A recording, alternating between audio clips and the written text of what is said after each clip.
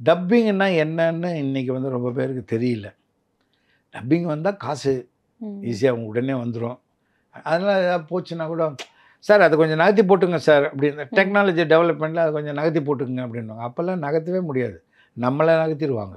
நீங்கள் தப்பு பண்ணிட்டீங்கன்னா மறுபடியும் எல்லாரும் முதல்லேருந்து பேசணும். சல்மான் கானும் பாக்யலட்சுமியும் ஒரு படம், முதல் படம் நடித்தாங்க. அந்த படம் தமிழில் டப் பண்ணுறாங்க. அதில் ஒரு மனோகர் பையான ஒரு கேரக்டர் வரும். அது வந்து ஹரியானாவை சேர்ந்த ஒரு ஆர்டிஸ்ட் ஆக்ட் பண்ணியிருந்தார்.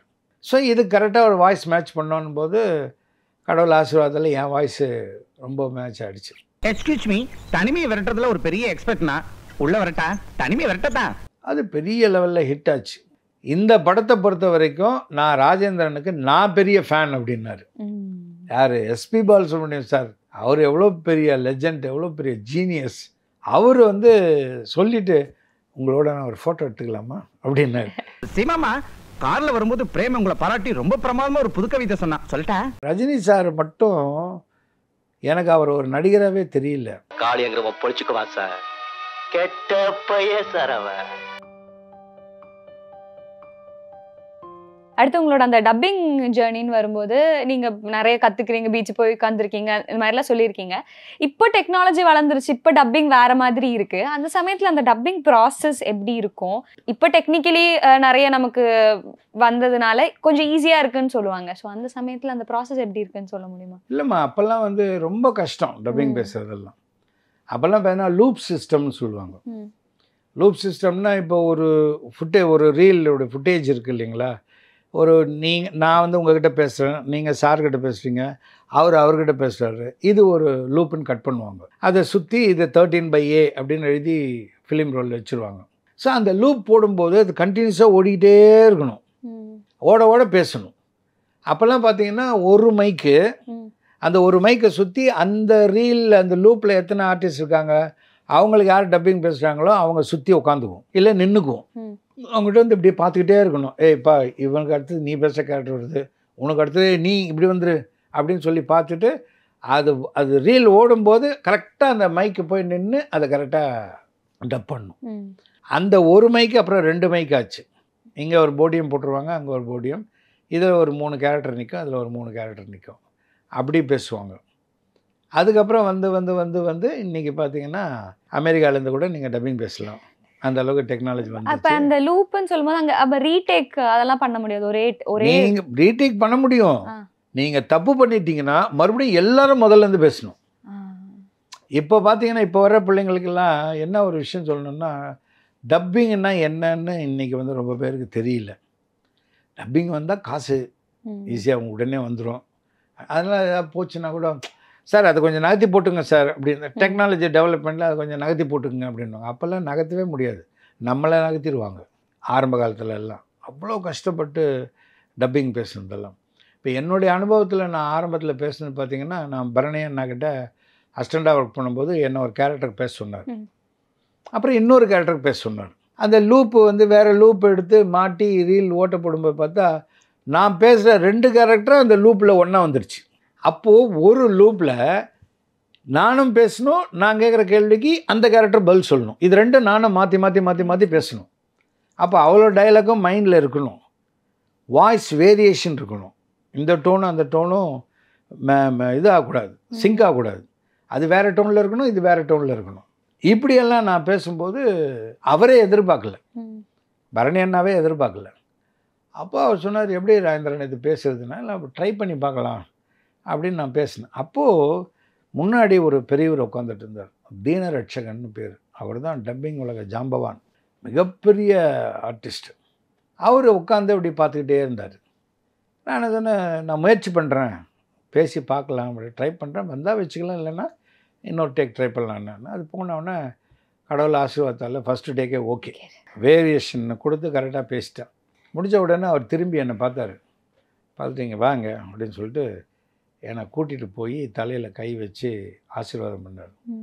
நீ மிகப்பெரிய டப்பிங் ஆர்டிஸ்ட்டாக வருவேன், நீ நல்லா பேசுகிற கொள்கிற அப்படிங்கிறதுக்காக நான் இதை சொல்லலை. நான் அதை போட்ட உடனே நீ வந்து பரணிக்கிட்ட அசிஸ்டண்ட்டாக ஒர்க் பண்ணுற, நீ நிறைய பேருக்கு டைலாகும் சொல்லி கொடுத்துட்டுருக்க, அந்த ஒரு திமிரில் ஒரு மெதப்பில் போடுங்க பார்த்து பேசல, நான் பேச மாட்டேன்னா அப்படின்னு திமிரா பேசாமல் முயற்சி பண்ணுறேன், வந்தால் பார்க்கலாண்ணே, இல்லைன்னா இன்னொரு டேக் போகலாண்ணே அப்படின்னு சொன்ன பற்றியா, இந்த பணிவு தான் உன்னை வந்து பெரிய லெவலுக்கு கொண்டு போகும் அப்படின்னு சொல்லி அவர் தான் என்னை வந்து பெரிய லெவலில் ஆசீர்வாதம் பண்ணது, தீனரட்சகன் சார்னு சொல்லிட்டு. ஸோ அப்படியெல்லாம் வளர்ந்து வளர்ந்து வளர்ந்து வளர்ந்து வளர்ந்து இன்றைக்கி டெக்னாலஜி இந்த அளவுக்கு வந்துடுச்சு. இப்போ ரொம்ப பேருக்கு தெரியாத ஒரு விஷயம், பட் நம்ம சேனல் மூலமாக நான் சொல்கிறேன், கோட்டா சீனிவாசராவுக்கு நான் பேசுனது உங்களுக்கு தெரியும். இதை தவிர வேறு யாராருக்கெல்லாம் நான் பேசியிருக்கேன்றது உங்களால் கண்டுபிடிக்க முடிஞ்சுதா? இல்லை, அதுதான் கேட்க வந்தேன், யார் யாருக்கு பேசியிருக்கீங்கன்னு தான் சார் கேட்க வந்தேன். ரொம்ப கஷ்டமான ஒரு விஷயம் என்னன்னு கேட்டிங்கன்னா, நான் சொன்னேன் இல்லைங்களா சுதாகருக்கு, அவருக்கு நான் பேசினேன். அது இன்னை வரைக்கும் யாராலையும் கண்டுபிடிக்க முடியல. அதே மாதிரி எண்ணுயிர் தோழன்னு ஒரு படம் வந்தது, பாரத ராஜா சார் டைரக்ஷனில். அதில் பாபுன்னு ஒரு ஆர்டிஸ்ட் நடிச்சிருந்தார். அவர் அந்த படத்தில் அவரே பேசி அவரே நடித்தார். அவர் பாரத ராஜா சாரோட அசிஸ்டன்ட் டைரக்டர். அவர் யாருன்னா பழைய மினிஸ்டர் ராஜாராம் சார் இருந்தார்ல, எம்ஜிஆர் காலத்தில் மினிஸ்டர் இருந்தார். அவங்களுடைய சிஸ்டர் சன்னோ பிரதர் சன்னோ தெரியல, அவர் செம்ம டேலண்டான ஆர்டிஸ்ட்டு. அவர் அந்த படத்தில் மெட்ராஸ் லாங்குவேஜ் பேசி நடிச்சிருப்பார். அந்த ஒரு படம் அவர் பேசி ரிலீஸ் ஆகி நல்லா போச்சு, அவர் வாய்ஸ் ரிஜிஸ்டர் ஆகிடுச்சு. இப்போ இதுக்கு அடுத்தது சூப்பர் குட் ஃபிலிம்ஸில் பெரும்புள்ளின்னு ஒரு படம் நடித்தார். அதுதான் சுமா ரங்கநாத் இவரும் நடித்தது. அந்த சப்ஜெக்ட் என்னன்னா, டீச்சரையே ஸ்டூடெண்ட்டை லவ் பண்ணுவான், அந்த மாதிரியான ஒரு சப்ஜெக்ட். இப்போ இந்த பாபுக்கு வாய்ஸ் பேசணும். வாய்ஸ் வந்து வேறு மாதிரி அவன் பெக்யூலியராக பேசி ரிஜிஸ்டர் பண்ணிட்டு போயிட்டான். அவன் அந்த படம் முடித்து இந்த படத்துக்கு முன்னாடி மனசார வாழ்த்துங்களேன்னு ஒரு படம் நடித்தான். அந்த படத்தில் அவருக்கு கொஞ்சம் தேவையில்லாத சில பழக்கங்கள்லாம் இருந்ததுனால மேலேருந்து கீழே குதிக்கிற சீனில் ஸ்லிப்பாகி விழுந்து ஸ்பைனல் கார்டு உடச்சி போச்சு. ஸோ கிட்டத்தட்ட 30-33 வருஷம் பெட்லேயே இருந்து இப்போ தான் சமீபத்தில் தான் அவர் காலமானார். இப்போ அவருக்கு பேசணும். அப்போது என்ன பண்ணுறதுன்னு பார்த்து என்னை கூப்பிட்டு போய் பேச வச்சாங்க. இப்போவும் நீங்கள் இதில் போய் பார்த்தீங்கன்னா அந்த படம் போட்டு பாருங்கள். பெரும்புள்ளியில் பாபுக்கு என் வாய்ஸ் தான், சுதாகருக்கு அதிசய பிறவி சுட்டி குழந்தையிலே என் வாய்ஸ் தான். இது முடிஞ்சு அப்படியே வந்தது. ஒரு 3-4 படம் ஷாயாஜி ஷிண்டேக்கு பேசினேன். சுந்தர் சி டைரக்ஷனில் வந்த பெருமாள்னு ஒரு படம், எல்லாமே பேசினேன். அதுக்கப்புறம் ஆதவன் ஒரு படம் வந்தது இல்லைங்களா, சூர்யா சார் நடித்தது. அதில் சூர்யா சாரோட அப்பாவா முரளி சார் நடிச்சிருப்பார், மலையாள ஆர்டிஸ்ட் முரளி சார். அவர் ஜட்ஜி கேரக்டரில் பண்ணுவார். ஸோ அந்த ஜட்ஜி கேரக்டருக்கு இப்போ ஏற்கனவே இங்கே 2 பேர் டப்பிங் கொடுத்துருக்காங்க அவருக்கு. ஒன்று வந்து தலைவாசல் விஜய் பேசினா, இன்னொன்று வந்து நடிகர் ராஜேஷ் பேசினார். அது வந்து இந்த ஓ போடு சாங் வருது அந்த படம், இன்னொரு ஏதோ ஒரு படம், 2 படம் பேசினாங்க. பட் அந்த படம் பார்க்கும்போது உங்களுக்கு இது ராஜேஷ் பேசியிருக்காரு, இது தலைவாசல் விஜய் பேசியிருக்காரு அப்படின்றது தெரியும். இப்போ இந்த ஆதவன் படம் அவர் நடிச்சிருக்காரு. ஷூட்டிங் எல்லாம் முடிஞ்சு அவங்க மெட்ராஸுக்கு வந்த உடனே அவர் இறந்துட்டார். அந்த படத்தில் எல்லாமே ஓன் வாய்ஸ். கிட்டத்தட்ட ஆமாம், அது கிட்டத்தட்ட 13 வருஷம் 14 வருஷம் ஆயிடுச்சு. தமிழில் இப்போ காலமாகி போன அம்மா சரோஜாதேவி அம்மா நேரடியாக நடித்த தமிழ் படம் லாஸ்ட் படம் தான். ஸோ அந்த படத்தில் அம்மாவுக்கு ஓன் வாய்ஸு, சூர்யா சாருக்கு ஓன் வாய்ஸு, உதயநிதி ஸ்டாலின் இப்போ டெப்டி சிஎம்மாக இருக்கார் இல்லைங்களா, அவர் நடித்த முதல் படமும் அதுதான். கடைசியாக வருவார், இந்த மாதிரி எங்கள் அக்கா மகனை கூட்டின்னு வந்திருக்கிறேன், இந்த பணியாரம் செய்கிறது எப்படின்றது சூர்யா சாரும் இவர் உதயநிதி ஸ்டாலின் சாரும் பேசுவாங்க. ஜெட்டிக்ஸ்லேருந்து குக்கிங்ஸ் வரைக்கும், டோராலேருந்து தாரா வரைக்கும் எல்லாம் பிடிக்கும். ஸோ இதில் எல்லாமே ஓன் வாய்ஸ். இதில் டப்பிங் வந்தால் தெரிஞ்சிடும். அப்போது முரளி சார் வாய்ஸ் மேட்ச் பண்ணி பேசணும். அப்போது ட்ரை பண்ணி பார்த்தாங்க, யாராலையும் பண்ண முடியல. அப்போ ரவிக்குமார் சார் கூப்பிட்டு சொன்னார், இந்த மாதிரி இருக்குது, நீ பார்த்துக்கோ, எனக்கு இதில் முரளி சார் வாய்ஸ் தான் வரணும், இந்த வாய்ஸை டப் பண்ணியிருக்காங்கன்னு யாராவது சொல்லிட்டாங்கன்னா நான் ஃபெயிலியர் ஆகிட்டேன்னு அர்த்தம், நீ பேசுன்ட்டு போனார். அந்த படத்தில் முரளி சாருக்கு நான் தான் பேசினேன். குடிக்கிறது பரவாயில்ல, ஆனால் சொந்த காசில் வாங்கி குடிக்கணும். ஆனால் படம் பார்த்தீங்கன்னா அது ஒரிஜினலாக முரளி சார் பேசின மாதிரியே இருக்கும். ஏதாச்சும் ஒரு டயலாக் ஞாபகம் இருக்கா சார் அவருக்காக பேசினது? அவருக்கு பேசுனதெல்லாம் ஞாபகத்துக்கு சான்ஸே கிடையாது. ஏன்னா அதில் இன்னொரு பெரிய ஒரு விஷயம் என்னென்னா, அது கேஎஸ் ரவிக்குமார் சாருக்கு தான் ரொம்ப நன்றி சொல்லணும். அவர் வந்து ஜட்ஜாக வருவார். ஸோ அவர் எதுக்காக வந்திருக்கிறாரு அப்படிங்கிற விஷயத்த வந்து இன்டர்நேஷ்னல் ப்ரெஸ் கான்ஃபரன்ஸில் பேசுவார். ஸோ இங்கிலீஷ் பேசணும், பெங்காலி பேசணும், மராட்டி பேசணும், தமிழ் பேசணும், ஹிந்தி பேசணும், குஜராத்தி பேசணும், 7-8 லாங்குவேஜ் பேசணும். ஆனால் இந்த 8 லாங்குவேஜும் ஒரே சப்ஜெக்டு தான். அப்போது ரவிக்குமார் சார் அந்த படம் போட்டு காமிச்சு, இந்த ப்ரெஸ் கான்ஃபரன்ஸு நீ தான் பேசணும் அப்படின்னு. சார் என்ன சார் இத்தனை லாங்குவேஜில் இருக்குது சார் அப்படின்னாரு. பேசு அப்படின்னாரு. அப்போ நீங்கள் எனக்கு ஒரு ஹெல்ப் பண்ணுங்கள் அப்படின்னு. இந்த லாங்குவேஜுக்கு எல்லாருக்குமே எனக்கு டீச்சர் வைங்க அப்படின்னு. குஜராத்துக்கு, ஹிந்திக்கு டீச்சர் வைங்க. ஏன்னா அந்த ப்ரொனவுன்சியேஷன் வந்து கரெக்டாக உச்சரிக்கணும். இல்லைன்னா ஏன்னா பேசுகிறது ஜட்ஜி கேரக்டர். ப்ரெஸ் கான்ஃபரன்ஸு பத்திரிகையாளர்கள் மத்தியில் பேசினா தப்பாக போயிடக்கூடாது. அதனால் அதை பாருங்கள், நான் டீச்சர் ஏற்பாடு பண்ணி கொடுத்தாரு ரவிக்குமார் சார். இன்றைக்கி நான் ஹிந்தி பேசுவேன், ஒரு 2 மணி நேரம் 3 மணி நேரம் ஹிந்தி டீச்சர் வந்துட்டு போவாங்க, தேட்டருக்கு வருவாங்க. ஒவ்வொரு லாங்குவேஜ்க்கும் ஒரு டீச்சர் வச்சார் ரவிக்குமார் சார். வந்து குஜராத்துக்கு வந்து பேச வச்சாங்க. இங்கிலீஷ் ஓரளவு கொஞ்சம் மேட்ச் பண்ணி பேசிடலாம். அதர் லாங்குவேஜ் அதுக்காக அவ்வளோ மெனக்கட்டார் ரவிக்குமார் சார். பண்ணி நான் பேசினேன். பார்த்து எக்ஸ்ட்ராடனரியாக வந்திருந்தது. பட் மை பேட் லக் என்னென்னா ஃபுட்டேஜ் ப்ராப்ளத்தினால படத்தில் இருந்து கட் பண்ணிட்டாங்க. நான் சார்கிட்ட கேட்டேன், ஏன் சார் இது பண்ணிங்கன்னா, இல்லைடா ஒரே விஷயத்தை தான் அவர் அத்தனை லாங்குவேஜில் பேசுகிறாரு, அதனால் அது வேண்டாம், அந்த ஃபுட்டேஜில் கட் பண்ணுங்க, தமிழில் பேசுறது மட்டும் வச்சுக்கோங்கன்ட்டாங்க. அதுக்கு ஏன் சார் நம்ம அவ்வளோ செலவு பண்ணோம், அவ்வளோ கஷ்டப்பட்டோம் அப்படின்னாரு. ஸோ அந்த ஒரு பெரிய கிரெடிட் வந்து எனக்கு ரவிக்குமார் சார் பண்ணி கொடுத்தாரு. அது ஒரு அதெல்லாம் உங்களுக்கு யாருக்கு பண்ணணும்னு இருந்திருக்கு சார்? இவரோட வாய்ஸ்லாம் கேட்கும்போது ஓகே இவருக்கு நம்ம டப் பண்ணால் நல்லாயிருக்கும் அந்த மாதிரிலாம் இல்லை, அந்த யோசிச்சிருக்கீங்களா? மாதிரிலாம் எனக்கு வந்ததே கிடையாதுமா. எனக்கு ஒரு பெரிய ஒரு பெருமை கிடைச்சது என்னன்னு கேட்டிங்கன்னா எஸ்பி பாலசுப்ரமணியம் சாரால்.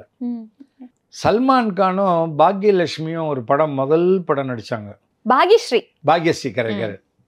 அந்த படம் தமிழில் டப் பண்ணுறாங்க, மைனே பியார் கியா. அது என்னன்னு கேட்டிங்கன்னா ராஜஸ்ரீ ப்ரொடக்ஷன்ஸ்னு சொல்லிட்டு பாம்பேயில் பெரிய கம்பெனி, அவங்க தான் வந்து தமிழில் டப் பண்ணுறாங்க. ஸோ அதுக்கு வந்து கோஆர்டினேட் மாதிரி ஒர்க் பண்ணவர் வந்து எஸ்பி பாலசுப்ரமணியம் சார். ஏன்னா எஸ்பி பாலசுப்ரமணியம் சாரும் அவங்க ராஜஸ்ரீ ப்ரொடக்ஷன்ஸ் அவங்க வந்து ரொம்ப க்ளோஸ் ஃபேமிலி ஃப்ரெண்ட்ஸ் மாதிரி. ஸோ அவர் தான் இங்கேருந்து பண்ணி கொடுத்தாரு. ஸோ டயலாக் வந்து மருதபரணி. அப்போது சூரஜ் பரத்வாலான்னு ஏதோ பேர் இருக்கும் அந்த ப்ரொடியூசர் பேர். ஸோ அவர் என்ன பண்ணுறாருன்னா சல்மான் கானுக்கு ரத்னகுமார், பாக்யஸ்ரீக்கு வந்து பரணி சாரோட ஒய்ஃப் உமா. அதில் ஒரு மனோகர் பையான்னு ஒரு கேரக்டர் வரும். அது வந்து ஹரியானாவை சேர்ந்த ஒரு ஆர்டிஸ்ட் ஆக்ட் பண்ணியிருந்தார். அவர் இதுக்கு வாய்ஸ் டெஸ்ட் பண்ணாங்க. அது அந்த முகம் வந்து இப்போ பாக்யஸ்ரீயும் சல்மான் கான் சாரோட முகமும் வந்து இந்தி ஆர்டிஸ்ட்னு தெரியும். பட் அந்த மனோகர் பையா கேரக்டர் வந்து தமிழால் மாதிரியே இருக்கும். ஸோ இது கரெக்டாக ஒரு வாய்ஸ் மேட்ச் பண்ணோன்னும் போது கடவுள் ஆசீர்வாதத்தில் என் வாய்ஸு ரொம்ப மேட்ச் ஆகிடுச்சு. அது பெரிய லெவலில் ஹிட் ஆச்சு. இதுக்கு ஒரு ஃபங்க்ஷன் பண்ணாங்க. அந்த ஃபங்க்ஷனில் பாம்பேலேருந்து ப்ரொடியூசர்ஸ் வந்திருக்காங்க, பெரிய ப்ரொடியூசர்ஸு. அவங்க வந்த உடனே அவங்கக்கிட்ட எஸ்பி சார் வந்து என்னை அறிமுகப்படுத்துகிறாரு. இந்த மாதிரி இதில் இந்த மனோகர் பையா கேரக்டர் இதில் வந்திருக்கு, நீங்கள் பார்த்தீங்கன்னா அந்த நடிகரே நேரடியாக தமிழ் பேசுன மாதிரி இருக்கும் அந்த படம் அப்படின்னு சொல்லிவிட்டு என்னை அறிமுகப்படுத்தினார். அவரும் என்னை கட்டி பிடிச்சி கங்க்ராச்சுலேஷன்லாம் சொன்னாங்க. சொல்லிவிட்டு இந்த படத்தை பொறுத்த வரைக்கும் நான் ராஜேந்திரனுக்கு நான் பெரிய ஃபேன் அப்படின்னாரு. யார்? SP Balasubramaniam sir. அவர் எவ்வளோ பெரிய லெஜண்ட், எவ்வளோ பெரிய ஜீனியஸ். அவர் வந்து சொல்லிவிட்டு உங்களோட நான் ஒரு ஃபோட்டோ எடுத்துக்கலாமா அப்படின்னாரு. சார் என்ன சார்? அப்புறம் அவர் கூட நின்று நான் ஃபோட்டோ எடுத்தேன். ஸோ இந்த மாதிரி எனக்கு இது இவர்கிட்ட பேசணும் அவர்கிட்ட பேசணும் அப்படிங்கிறது எனக்கு வந்து இல்லை. சேலஞ்சிங்காக ஒரு கேரக்டர் வருதுன்னு வச்சுக்கோங்க, அதை அடித்து பார்க்கணுன்றது எனக்கு. ஆனால் இப்போவும் இண்டஸ்ட்ரியில் அப்படி தான் என்னை கூப்பிட்றாங்க. ஏதாவது ஒரு பெக்யூலராக ஒரு கேரக்டர் வருதுன்னு வச்சுங்களேன், இது ராஜேந்திரனை கூப்பிட்டா தான்பா கரெக்டாக இருக்கும் அப்படின்னு சொல்லிட்டு என்னை கூப்பிட்றாங்க. ஸ்கூல்ல இருந்தே பார்த்திபன் சார் உங்களோட கிளாஸ்மேட்டுன்னு சொன்னீங்க. அதுக்கப்புறம் உங்களோட அங்கேயே நீங்கள் சினிமா பற்றிலாம் நீங்கள் 2 பேரும் பேசுவீங்களா? அந்த ஜேர்னி நான் ஸ்கூலில் நானும் அவரும் படிக்கிற காலகட்டத்தில் வரைக்கும் அவருக்கு சினிமா ஆசை இருக்குதுன்றதே எனக்கு தெரியாது. நான் எங்கே அவரை மீட் பண்ணேன் அப்படின்னா நான் ட்ரை பண்ணுறேன்றது தெரியும் அவருக்கு. பட் அவன் ஸ்கூல் பீரியட்லேயே வந்து எக்ஸ்ட்ராடனரி பிரெயின். எங்கள் வாத்தியாருக்கு ஹிஸ்ட்ரி ஜாகிரஃபி மாஸ்டர் எனக்கு அவருக்கு பர்த்டே. நாம் எனக்கு தெரிஞ்ச அப்போ என்ன ஒரு இது ஒரு சின்ன ஹாட் பாக்ஸு, அப்புறம் இல்லைன்னா ஒரு பொக்கே, இதை கொண்டு போய் அவர்கிட்ட கொடுத்து ஹாப்பி பர்த்டே சார் அப்படின்னு சொல்லுவேன். ஆனால் ஸ்கூல் பீரியடில் நான் பெரிய அராத்தன் நான். அதாவது நான் அப்படி ஒரு மோசமான கேரக்டர் நான். என்னை பார்த்தாலே பசங்கள்லாம் ஓடுவானுங்க பயந்துக்கிட்டு. என்ன சார் பண்ணுவீங்க? பயம் அடிச்சிடுவேன் எல்லாரையும் போட்டு. ஆமாம், என் பிஎஸ்சி சைக்கிள் ஒன்று வாங்கி கொடுத்தாங்க. அதில் பார்த்தீங்கன்னா இந்த கர்ச்சீப்பை வந்து இப்படி கட்டி இப்படி தொங்க விட்டு பின்னாடி வந்து கிரவுண்டு இருக்குது, அங்கே தான் ஸ்கூல் இது சைக்கிளை நிறுத்திட்டு கிளாஸுக்கு போகணும். அங்கே போய் சைக்கிளை நிறுத்திட்டு அப்படியே கிளாஸுக்கு வரலாம். ஆனால் நான் என்ன பண்ணுன்னு கேட்டிங்கன்னா பிஎஸ்சி சைக்கிள் எடுத்து நேராக ஸ்கூல் உள்ளே வருவேன். வந்து என் கிளாஸ் ரூமை க்ராஸ் பண்ணி கொண்டு போய் அங்கே பார்க் பண்ணிவிட்டு அப்படியே நேராக வருவேன். ஸோ இப்படியெல்லாம் நிறைய அராத்து வேலையெல்லாம் பண்ணிகிட்டு இருந்தேன். ஸோ அவன் பண்ண பர்த்டேன்னா நான் கொண்டு போய் அதை கொடுத்தேன். பட் பார்த்திபன் மட்டும் என்ன பண்ணுவார்னா, இந்த ஸ்கூலில் இந்த ஒயிட் ஷீட் இருக்குது இல்லைங்களா பெருசு, அதை எடுத்துகிட்டு வந்து அப்போது எங்கள் ஸ்கூல் வழியாக தான் நேஷ்னல் கேர்ள்ஸ் ஹை ஸ்கூல் பொண்ணுங்கள்லாம் போகும் அந்த வழியாக. அதுங்கெல்லாம் போய்ட்டு இருக்கும்போது நான் எல்லாம் என்ன பண்ணுவேன்னா போயிட்டு கிண்டல் பண்ணும்போது யாராவது பேசினா அவன் பாரு அவன் எப்படி பார்க்குறான் பாரு அப்படி இப்படின்னா அவங்க வந்து ரெட்டை ஜடை தான் போடணும். அந்த ஸ்கூல் கேர்ள்ஸ் எல்லாம் ரெட்டை ஜடை போட்டு பூ வச்சுட்டு போகணும். யாராவது என் முறைச்சி பார்த்துட்டு சி அப்படி இப்படின்னு ஏதாவது சொல்லிட்டு போனான்னு வச்சுக்கோ, போய் ரிப்பனை இழுத்து விட்ருவேன். பின்னாடி போய் ரிப்பனை இழுத்து விட்ருவேன், இல்லை தலையில் வச்சு போகிற பூவை பிச்சு போட்டுருவேன். அப்படி ஸ்கூல் படிக்கிற காலம் அப்போ என்னம்மா வயசு நமக்கு, எல்லாம் பண்ணுவேன். பட் பார்த்திபன் என்ன பண்ண சில பொம்பளை பிள்ளைங்கள்லாம் பாவம் என்ன பண்ணுவாங்கன்னா அந்த ரிப்பன் எல்லாம் தூக்கி போட்டு போயிடும். எல்லாம் போய் நான் டீச்சர்கிட்ட சொல்கிறேன், இல்லை எங்கள் அப்பா அம்மாட்ட சொல்கிறேன் அப்படின்ட்டு எல்லாம் போயிடும்.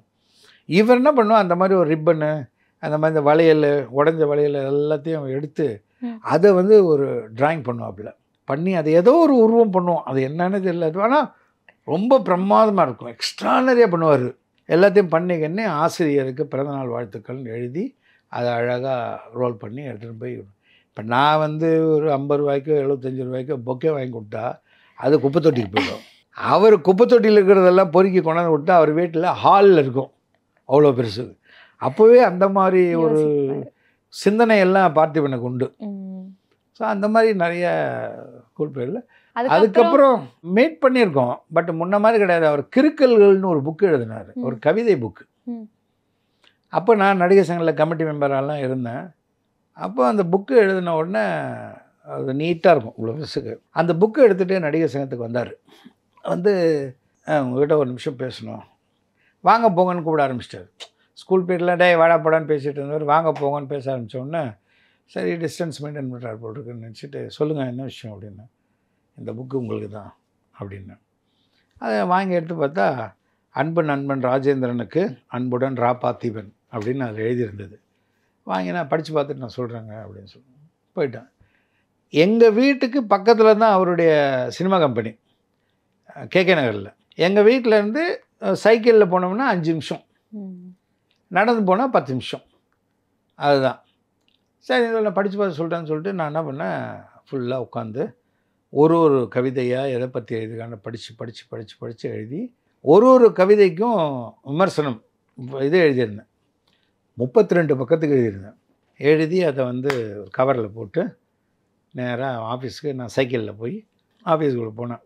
அங்கே துரைமுருகன் நினைக்கிறேன் அசோசியேட் டைரக்டர். பார்த்திபன் சார் இருக்காரா அப்படின்னு. சார்லாம் இப்போ பார்க்க முடியாது, இருங்க ஒரு நிமிஷம், நான் என்ன சான்ஸ் கேட்க வந்திருக்கேன் அவர்கிட்ட. அவர் வந்தாருன்னா வெளில போயிருந்தாருன்னா வந்தாருன்னா இதை ராஜேந்திர சார் வந்து கொடுத்தாருன்னா அவர்கிட்ட கொடுத்துருங்க.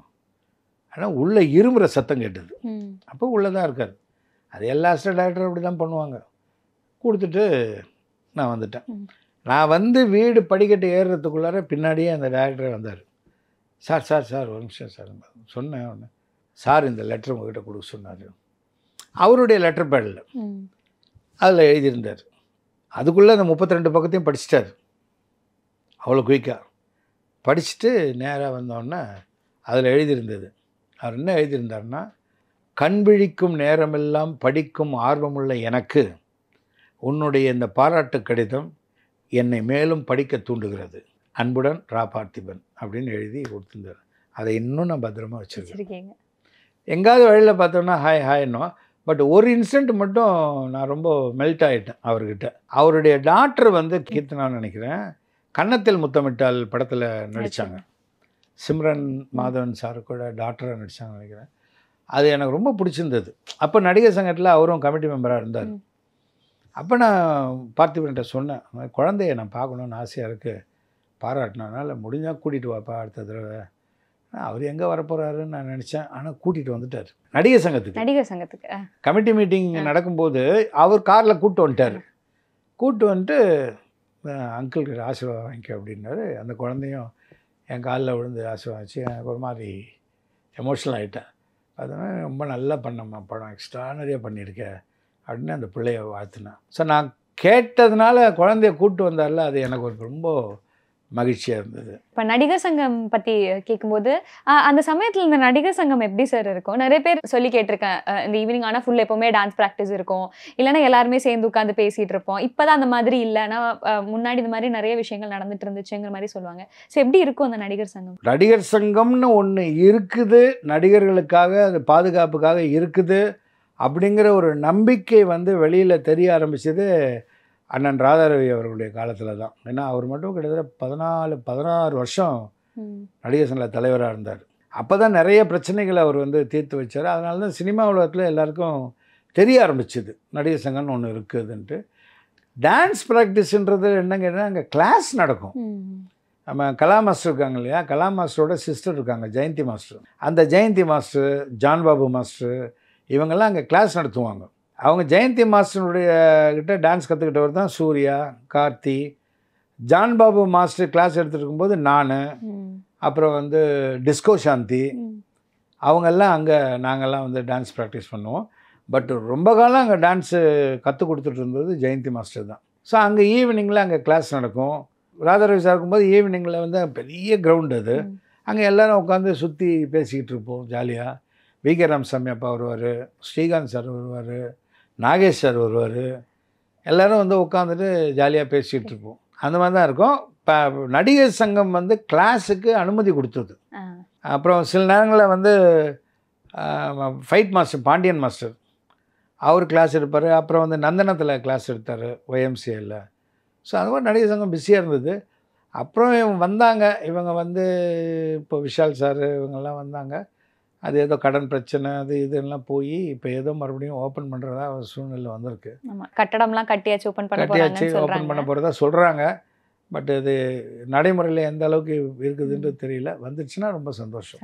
இப்போ ரஜினி சார், கமல் சார் எல்லாம் கண்டிப்பாக மீட் பண்ணியிருப்பீங்கல்ல சார்? இல்லை சார், ரஜினி சார் நான் மீட் பண்ணது என்னென்னா, கமல் சார்லாம் வருவாங்க. ரஜினி சார் மட்டும் எனக்கு அவர் ஒரு நடிகராகவே தெரியல. ஏன்னா இது என்னுடைய முழுக்க என்னுடைய உள் உணர்வு. நான் அவரை ஃபிலிம் சேம்பரில் படித்தார் சார். சஃபேர் தேட்டர் பக்கத்தில் இருந்தது ஃபிலிம் சேம்பரில், அங்கே தான் சார் படித்தார்.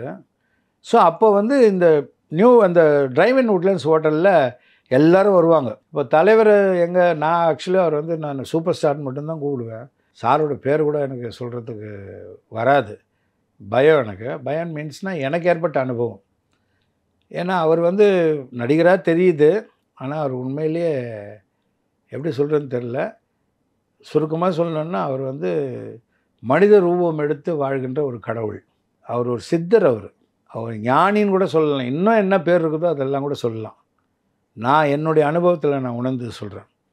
ஜாலியாக தான் இருப்பார், எல்லாரோட பேசுவார், ஜாலியாக இருப்பார். நான் அங்கே பார்த்துருக்கேன். ஏன்னா அவருடைய ஃப்ரெண்ட்ஸுங்க 3-4 பேர் எனக்கு பழக்கம். விட்டல் அண்ணா இப்போவும் ரஜினி சார் தலைவருக்கு ஃப்ரெண்டு தான். அது மாதிரி ராஜ்மதன் அவர் காலமாயிட்டார், சதீஷ், இவங்க எல்லாருமே எனக்கு நல்ல அவங்கெல்லாம் எப்படி பார்த்தாங்கன்னு தெரியாது. ஆனால் எனக்கு ஃபஸ்ட்டு டைம் நான் அவருக்கு நேருக்கு நேராக மீட் பண்ணுறது எங்கன்னா வள்ளி படத்தில் தான். அவருடைய ஓன் ப்ரொடக்ஷன்ஸ் வள்ளி படம். அதில் ஒரு கேரக்டருக்கு வாய்ஸ் டெஸ்ட்டுக்காக என்னை கூப்பிட்ருந்தாங்க. அப்போ நான் அங்கே போனேன். பிரசாத் 70 மேம் அப்போது சார் அங்கே இருந்தார். அங்கே போன உடனே உள்ளே போனோன்னே வணக்கம் சார் அப்படின்னா, வாங்க வாங்க அப்படின்னு சொல்லிட்டு இந்த கையை இப்படி பிடிச்சி என்னை கூப்பிட்டு போனார். பார்த்தீங்களா, ஏதோ செம்ம வைப்ரேஷனு. ஒரு அது என்ன சொல்லுவாங்க, இந்த ஒரு மாதிரி வைப்ரேஷன், கையெல்லாம் அப்படி நடுங்கும் தெரியுமா, அந்த மாதிரி ஒரு வைப்ரேஷன். ஏன்னா அது வேறு மாதிரி இருக்கே அப்படின்னு சொல்லிட்டு போய் எனக்கு அதுக்கப்புறம் அவரை பார்க்குறேன். எனக்கு மைண்டில் அது இல்லை, கண்ணெல்லாம் வேறு மாதிரி பவர்ஃபுல்லாக இருக்குது, செம்ம தேஜஸாக இருக்கார். அந்த கேரக்டரை பற்றி எக்ஸ்பிளைன் பண்ணுறாரு என்கிட்ட. இது எப்படி பேசணும், இது என்ன மாதிரி பேசணும், வாய்ஸ் இந்த லெவலுக்கு மேலே போகக்கூடாது, இப்படி இருக்கணும் இப்படி இருக்கணும். நான் அதெல்லாம் அப்படியே பார்த்துட்டே இருக்கேன்னா எனக்கு அது மாதிரி கிருன்னு சுற்றுது. அவரை பார்க்கும்போது எனக்கு ஒன்றும் புரியல. என்னமோ பேசினேன் வந்துட்டேன், ஆனால் என் வாய்ஸ் ஓகே ஆகலை. இந்த மாதிரி டென்ஷனில் இருந்தால் எங்கே அது ஓகே ஆகும்? அதனால் வந்துட்டேன். அப்புறம் வேறு யாரோட வாய்ஸ் ஓகே ஆச்சு. ஏன் இவர் வேறு மாதிரி இருக்கிறாரு அப்படின்னு. அதுக்கப்புறம் ஒரு 2 தடவை நான் நடிகர் சங்கத்தில் பார்த்துருக்கேன். இந்த இலங்கை தமிழர்களுக்காக ஒரு உண்ணாவிரதம் இருந்தபோது அவங்க தலைவர் வந்தார். அவர் வந்து அவர் பார்த்தாருன்னா அவர் உட்காந்துட்டு இருக்கிற தோரணை அவர் பார்க்குறது, அந்த அந்த கண் அந்த முக அமைப்பே வேறு மாதிரி இருக்குது. அது மற்றவங்களுக்கெல்லாம் எப்படி தெரிஞ்சுதோ எனக்கு தெரியாது. ஆனால் என்னுடைய அனுபவத்தில் அதுதான். ஒரு சின்ன இன்சிடெண்ட் எடுத்துங்க. இப்போ நான் உங்களை பார்க்குறதுக்கு உங்கள் வீட்டுக்கு வரேன். நான் தான் தலைவர், நீங்கள் ராஜேந்திரன். நீங்கள் வரீங்க வீட்டுக்கு. நான் இது வேற ஒருத்தருக்கு நடந்த சம்பவம், நான் இப்படி உதாரணமாக காட்டுறேன். வந்து உட்காடுறீங்க, வாங்க வாங்க வாங்கன்னு நான் தலைவர் கூப்பிட்றாரு. வரவங்க உட்காடுறாங்க, 2 பேரும் பேசுகிறீங்க. உட்காருங்க, என்ன சாப்பிட்றீங்க அப்படின்னு கேட்டேன். Coffee tea. நான் அப்போ கூட போயிருக்கேன். நான் காஃபி டீ, டீ. ஓகே, 2 பேரும் உட்காந்துருக்காங்க. இந்த மாதிரி ஒரு சோஃபா, அங்கே ஒரு சோஃபா, பக்கத்தில் அவருடைய ஒரு ஃபோட்டோ, அதே மாதிரி அங்கே ஒரு சோஃபா, பக்கத்தில் ஒரு ஃபோட்டோ, இப்படி தான் இருக்குது. அவர் தலைவர் உட்காந்துருக்காரு. மேலே வந்து அம்னு போட்டிருக்கு. அதில் வந்து ஓ அந்த சவுண்டு மட்டும் போயிட்டே இருக்குது. நீங்கள் தானே என்னை பார்க்க வந்தீங்க, அமைதியாக உட்காந்துருக்கீங்க.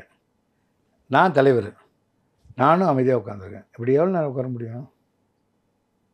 சும்மா சொல்லுங்களேன். ஒரு 5 நிமிஷம் 10 நிமிஷம் கிட்டத்தட்ட